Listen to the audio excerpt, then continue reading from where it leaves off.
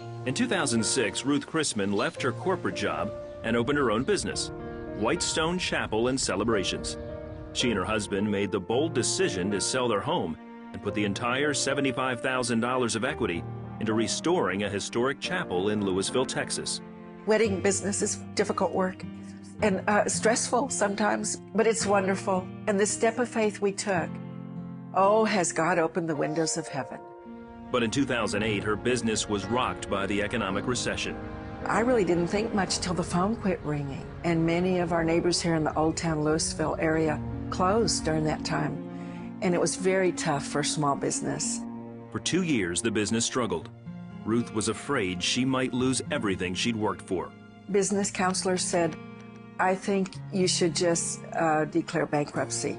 One day during prayer time, she remembered she had stopped giving her pledge to CBN. Well, things just got worse. Because you see, when you pull back in fear, you never make the right decisions in fear. Ruth increased her giving and started sending her 700 Club pledge again faithfully, and even increased her donation to support Superbook and Orphan's Promise. Just a few months later, Ruth got an early Christmas gift from her landlord. He'd owned the building 30 years. He had never seen it like. We had changed it. He was so impressed with the changes that he returned the rent Ruth had paid him for December. He turned around and said, Merry Christmas. And so it began a series of miracles that have not stopped. From that point on, her business started to rebound. Our phone rang off the hook. And in January, which is usually a pretty quiet month, no, we began to just be totally slammed with business. Back-to-back weddings. It's just been amazing. In just 1 year, Ruth's business increased by almost 30%. She gives the credit to God. Our CPA came to us and said, oh, we have a profit this year.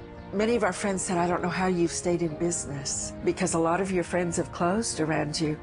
And I said, yes, we had to adopt the Lord's business plan. If we sow and take that courage that God gives us and the faith to trust Him, He is a faithful God.